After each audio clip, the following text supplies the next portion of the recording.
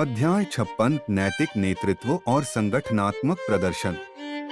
स्थान एक उच्च स्तरीय नेतृत्व सम्मेलन दोपहर 2 बजे।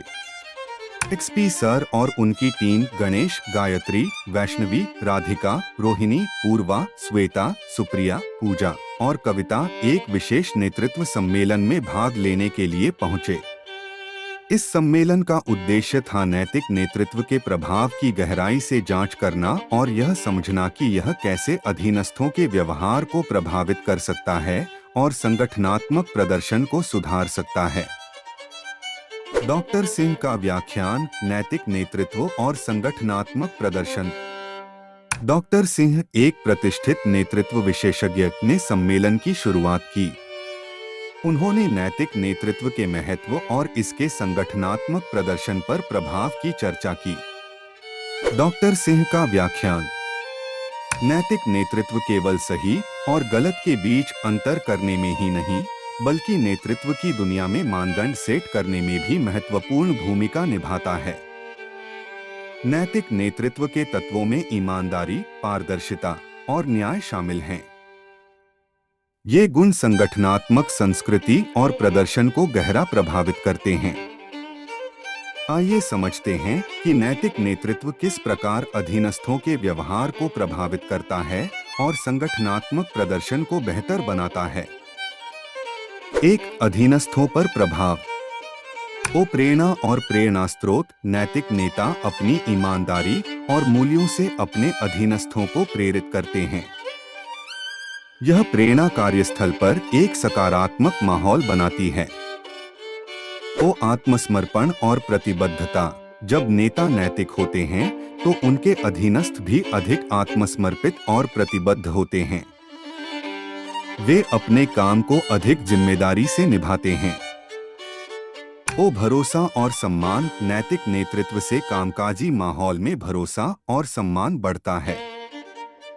जब कर्मचारी देखते हैं कि उनके नेता नैतिक हैं, तो वे भी नैतिक व्यवहार को अपनाते हैं।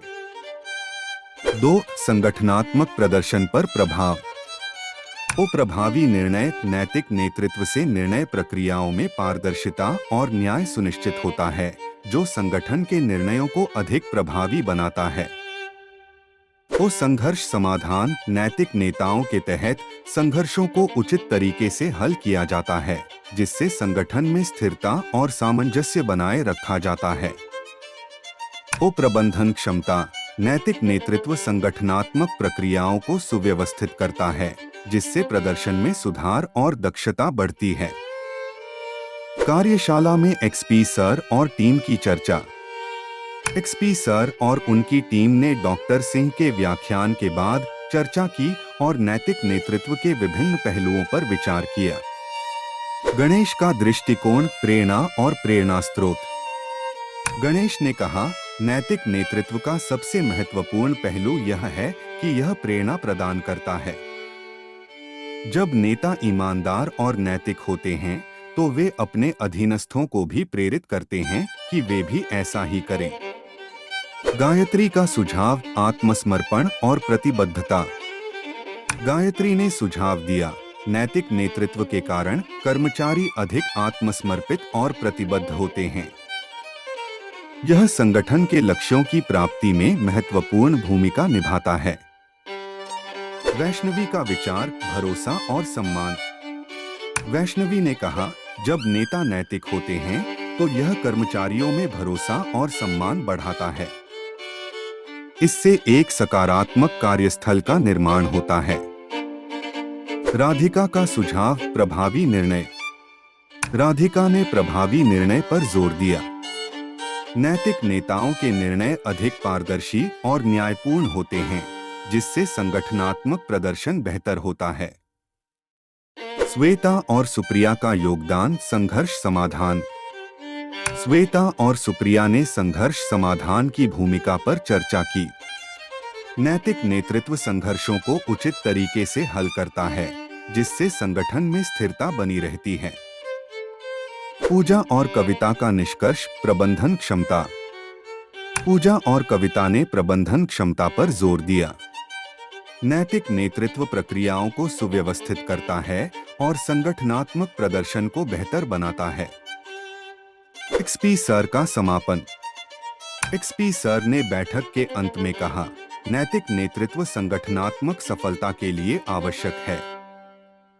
यह न केवल अधीनस्थों को प्रेरित करता है, बल्कि संगठनात्मक प्रदर्शन को भी सुधारता है।